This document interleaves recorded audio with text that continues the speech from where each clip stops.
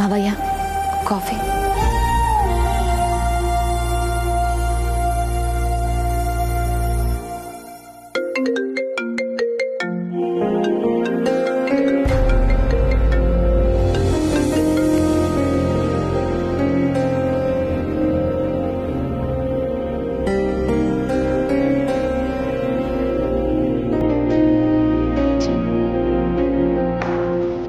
Phone ಮೇಲೆ phone ಬರ್ತಾ ಇದೆ.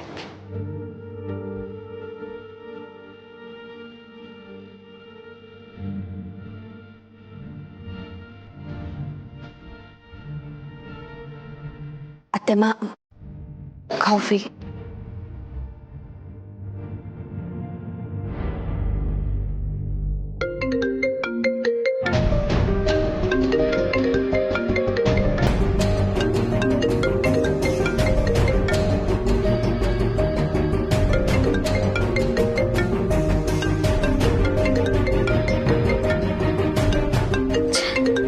ಯಾಕೆಲ್ರು ಗಾಯದ ಮೇಲೆ ಉಪ್ಪು ಸುರಿಯೋ ಕೆಲಸ ಮಾಡ್ತಾರೋ.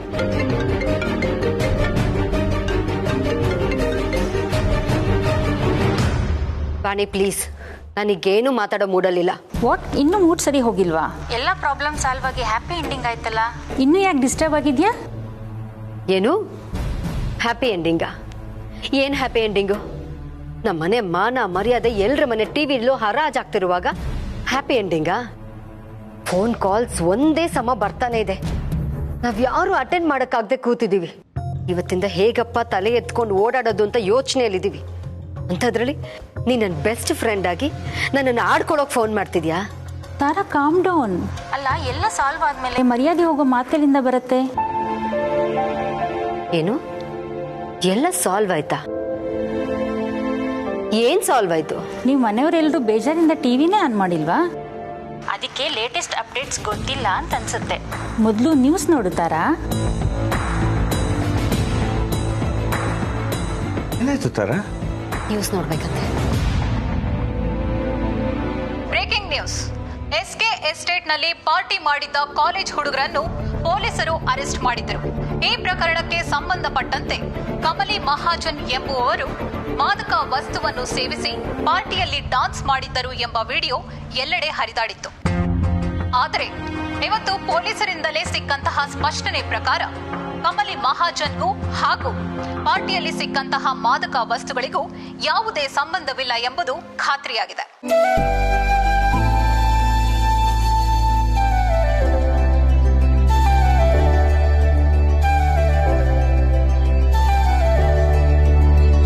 ಮಾದಕ ವಸ್ತುಗಳನ್ನು ಬೇಕೆಂದೇ ಪಾರ್ಟಿ ನಡೆಯುವ ಸ್ಥಳದಲ್ಲಿಟ್ಟು ವಿರಾಜ್ ಹಾಗೂ ಅವನ ಸ್ನೇಹಿತರನ್ನು ತೊಂದರೆಗೀಡು ಮಾಡಲು ಹೀಗೆ ಮಾಡಿದ್ದೆನೆಂದು ವ್ಯಕ್ತಿಯೊಬ್ಬ ಪೊಲೀಸರ ಬಳಿ ಒಪ್ಪಿಕೊಂಡು ಸರೆಂಡರ್ ಆಗಿದ್ದಾನೆ.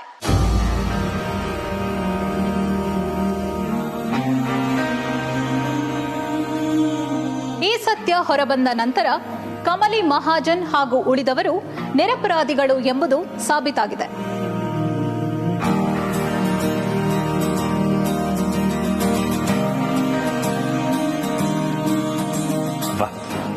ಕಡೆಗೂ ನಮ್ಮ ಕಮಲಿ ನಿರಪರಾಧಿ ಅಂತ ಪ್ರೂವ್ ಆಯ್ತು. ನೋಡಿದೆ ತಾರ, ಸುಮ್ಮನೆ ಕಮಲಿ ಮೇಲೆ ಸಿಟ್ಟು ಮಾಡ್ಕೊಂಡಿದ್ದೆ.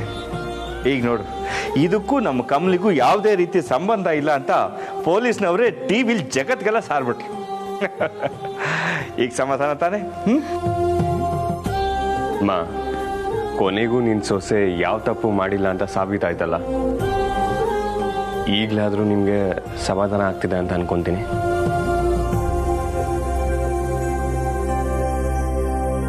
ಈಗ ಇನ್ಯಾರೇ ಫೋನ್ ಮಾಡಿ ಏನೇ ಮಾತಾಡಿದ್ರು ನೀವು ಧೈರ್ಯವಾಗಿ ಭಯ ಇಲ್ಲದೆ ಮಾತಾಡ್ಬೋದು.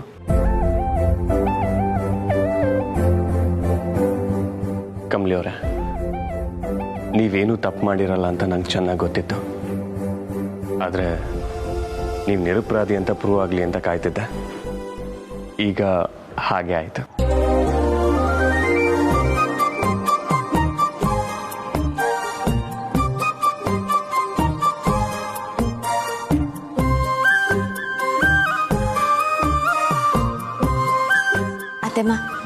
ಮಾವಯ್ಯ ತಿಂಡಿ ರೆಡಿಯಾಗೈತೆ, ಬನ್ನಿ ಸರ್. ನೀವು ಬನ್ನಿ ಸರ್.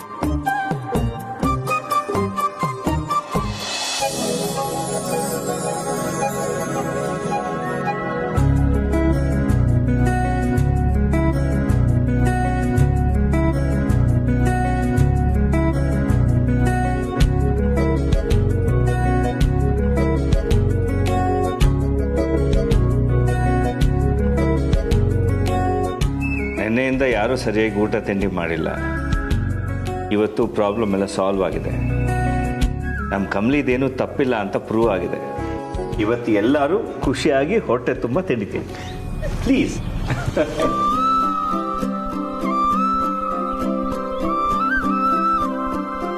ಏನ್ ಗೊತ್ತಾ, ನಿನ್ನೆಯಿಂದ ಈ ವಿಚಾರ ನಿಜಾನ ಅಂತ ಎಷ್ಟು ಜನ ಕಾಲ್ ಮಾಡಿ ಕೇಳ್ತಿದ್ರು.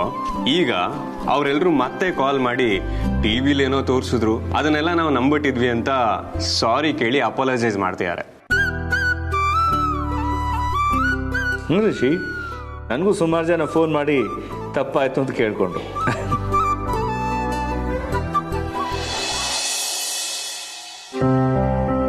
ಮಾ, ನೀವಿನ್ನೂ ಬೇಜಾರಲ್ಲೇ ಇರೋ ಹಾಗಿದೆ? ಹಾಗೇನಿಲ್ಲ ಋಷಿ, ಅಪ್ಸೆಟ್ ಆಗಿರೋ ಮೂಡ್ ಸರಿ ಹೋಗೋದಕ್ಕೆ ಸ್ವಲ್ಪ ಟೈಮ್ ತಗೊಳತ್ತೆ ಅಲ್ವಾ? ಮಾ, ಈಗ ಕಮಲಿ ಅವರು ಯಾವುದು ತಪ್ಪು ಮಾಡಿಲ್ಲ, ಕಮಲಿ ಅವರು ನಿರಪರಾಧಿ ಅಂತ ಪ್ರೂವ್ ಆಯ್ತಲ್ಲ. ಸೊ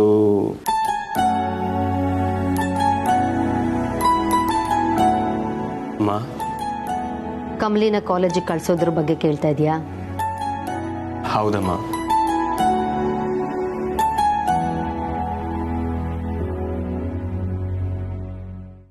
ಸರಿ, ಅವಳು ಕಾಲೇಜಿಗೆ ಹೋಗ್ಲಿ.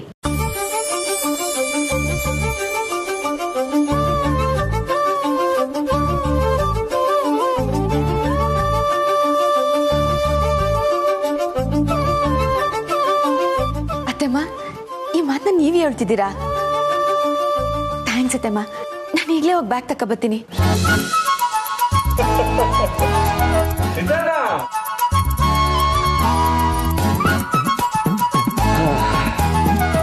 ಅಂತೂ ಬೆಟ್ಟದ ಹಾಗೆ ಬಂದ ಕಷ್ಟ ಮಂಜಿನ ಹಾಗೆ ಕರ್ಗೋಯ್ತು ಅಲ್ವ ಋಷಿ? ಥ್ಯಾಂಕ್ ಯು ಸೋ ಮಚ್ ಮಾ. ನೀವು ಒಪ್ಪಿಗೆ ಕೊಡೋ ತನಕ ಕಮಲಿ ಅವರು ಕಾಲೇಜ್ಗೆ ಬರಲ್ಲ ಅಂತ ಹೇಳಿದರು. ನೀವು ಎಸ್ ಅಂತ ಹೇಳಿದ ಕೂಡಲೇ ಹೇಗೆ ಜಿಂಕೆ ಥರ ಓಡೋದ್ರು ನೋಡಿ. ಥ್ಯಾಂಕ್ ಯು ಸೋ ಮಚ್ ಮಾ.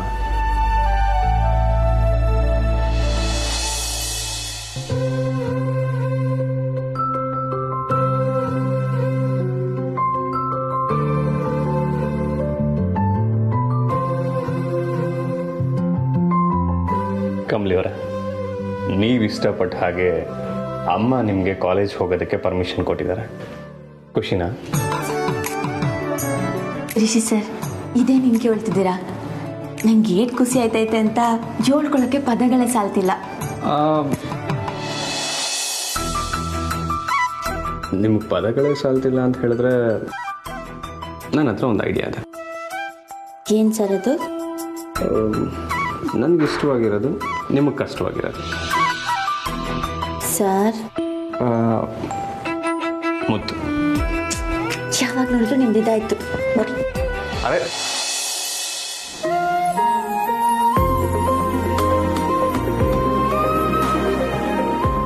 ನೆನ್ನೆಯಿಂದ ಮುತ್ತು ಕೊಡದೆ ನನ್ನ ಕೆನ್ನೆ ಎಷ್ಟು ಸೊರ್ಗೋಗಿದೆ ನೋಡಿ. ಒಂದೇ ಒಂದು ಮುತ್ತು ಕೊಡ್ತೀರಾ? ರಿಷಿ ಸರ್, ನಿಮ್ಗೆ ಯಾವಾಗಲೂ ಇದ್ದಾಯ್ತು ಬಿಡಿ. ನಾನೊಂದು ಬ್ಯಾಗ್ ತಗೊಂಬರ್ತೀನಿ.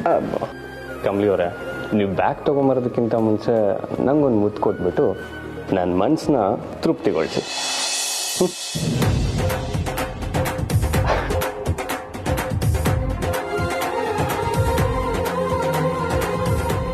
ಕಮಲಿ ಅವರೇ, ತುಂಬ ಮೋಸಪ್ಪ. ಈಕೆನೇನು ಕಿಸ್ ಕೇಳ್ತಾರೆ.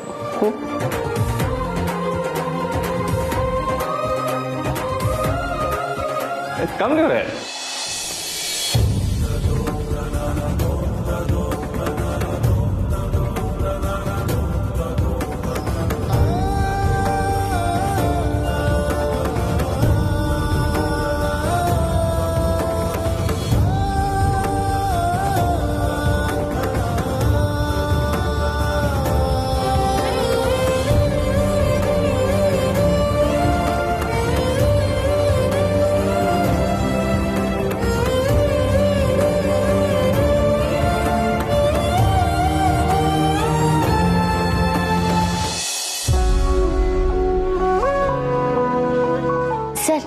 ಏನಿದೆ ಹಿಂಗೆ ನಿಂತ್ಬಿಟ್ರಿ? ಗೊತ್ತಾಯ್ತು, ಬನ್ನಿ ಕಾಲೇಜ್ಗೆ ಹೋಗುವ.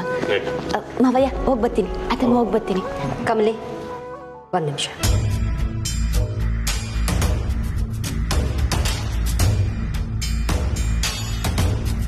ನೋಡು ಕಮಲಿ, ಇಷ್ಟು ದಿನ ಏನು ನಡೀತೋ ಅದು ಹಳೆ ಅಧ್ಯಾಯ.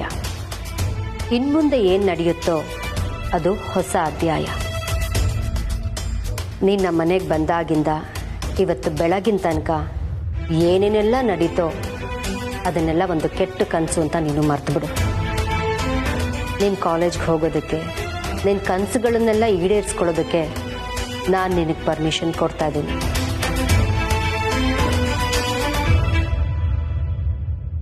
ಆದರೆ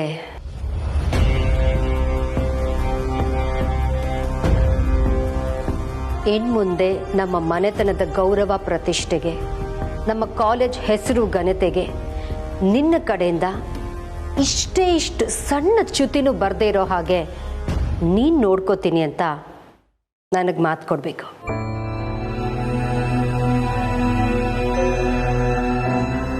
ನಮ್ಮ ಮನೆ ಗೌರವನ ಹೇಗೆ ಕಾಪಾಡಬೇಕು ಅನ್ನೋದು ನಮ್ಮ ಮನೆಯವ್ರಿಗೆಲ್ರಿಗೂ ಚೆನ್ನಾಗಿ ಗೊತ್ತಿದೆ. ಅದನ್ನು ನಾನು ಅವ್ರಿಗೆ ಹೇಳ್ಕೊಡ್ಬೇಕಾಗಿಲ್ಲ. ಆದರೆ ನೀನು ಅದನ್ನೆಲ್ಲ ಕಲ್ತ್ಕೋಬೇಕು. ನೀನು ಎಂಥದೇ ಸಂದರ್ಭ ಬಂದರೂ ಅದನ್ನೆಲ್ಲ ಪಾಲಿಸ್ಬೇಕು. ಇದಕ್ಕೆ ನೀನು ಒಪ್ಪಿಗೆ ಇದೆ ಅನ್ನೋದಾದರೆ ಮಾತ್ರ ನಿನಗೆ ಈ ಮನೆಯಲ್ಲಿ ಜಾಗ.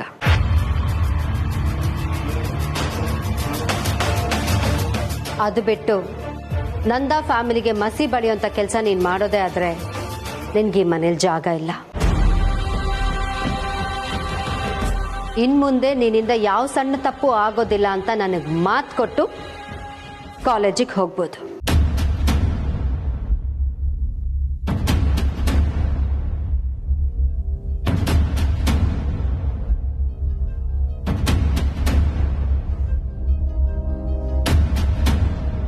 ಅದಕ್ಕೆ ಯಾಕೆ ಯೋಚನೆ ಮಾಡ್ತೀರಾ ಅತ್ತೆಮ್ಮ? ಈ ಮನೆ ಸೊಸೆಯಾಗಿ ಈ ಮನೆತನದ ಗೌರವ ಕಾಪಾಡೋದು ನನ್ನ ಕರ್ತವ್ಯ. ನಾನು ಅದನ್ನು ಖಂಡಿತವಾಗ್ಲೂ ಕಾಪಾಡ್ತೀನಿ. ನೀವು ಯಾರು ತಲೆ ತಗ್ಸೋಂಥ ಕೆಲಸನ ನಾನು ಮಾಡೋಕ್ಕಿಲ್ಲ. ನನ್ನ ಉಸಿರೋ ಗಂಟ ಈ ಮನೆ ಒಳ್ಳೇದಕ್ಕೆ ನಾನು ಹೋರಾಡ್ತೀನಿ ಅತ್ತೆಮ್ಮ.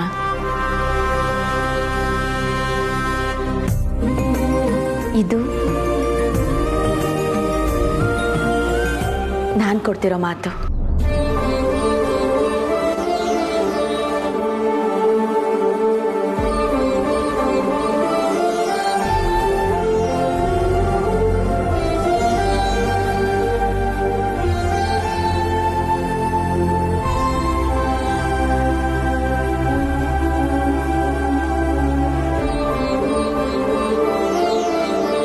That's like a good girl.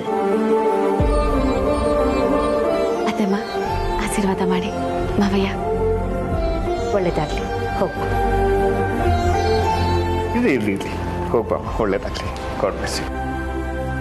ಹುಷಾರಾಗಿ ಹೋಗಿ ಬನ್ನಿ.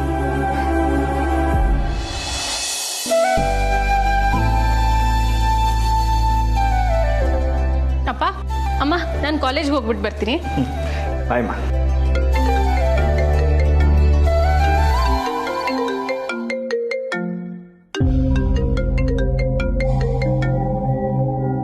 ಯಾರ್ದು ಫೋನ್ ರಚನಾ? ಅಮ್ಮ, ನನ್ನ ಫ್ರೆಂಡು. ರಿಸೀವ್ ಮಾಡು. ಅಮ್ಮ, ಅವಳು ಕಾಲೇಜಲ್ಲೇ ಸಿಗ್ತಾಳಲ್ಲ, ಅಲ್ಲ ಮಾತಾಡ್ತೀನಿ ಬಿಡಿ. ಹಾಂ, ಬಾಯ್. ಬಾಯ್.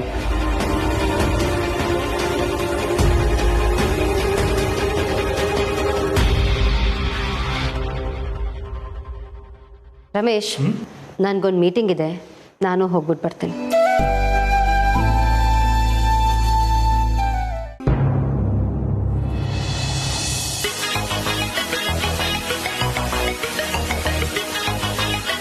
ನಮಸ್ಕಾರ.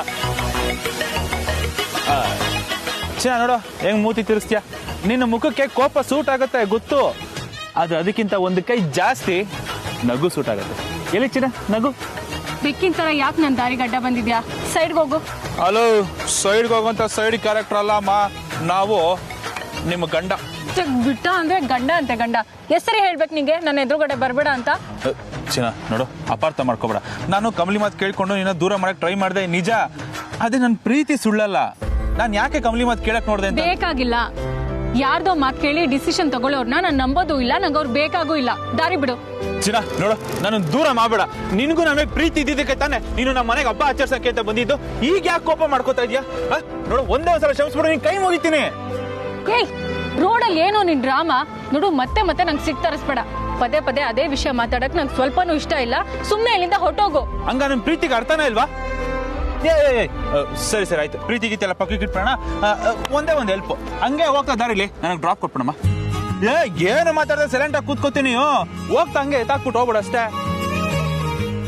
ಸೈಲೆಂಟ್ ಆಗಿದ್ಯಾ ಅಂದ್ರೆ ಪರ್ಮಿಷನ್ ಸಿಕ್ತು ಅಂತ ಅಮ್ಮರ ಟೈಮ್ ವೇಸ್ಟ್ ಮಾಡ್ಬಿಡತ್ತು.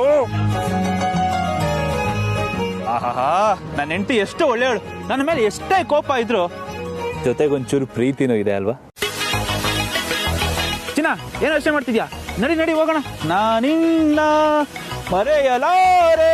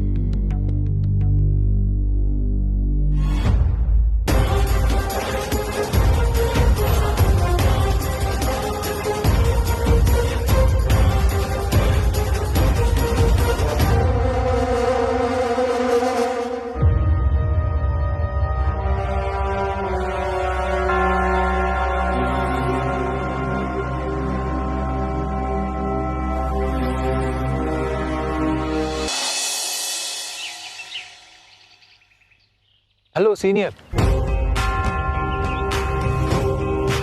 ಬನ್ನಿ ಕಮಲಿ ಅವರ. ಸರ್ ಒಂದು ನಿಮಿಷ.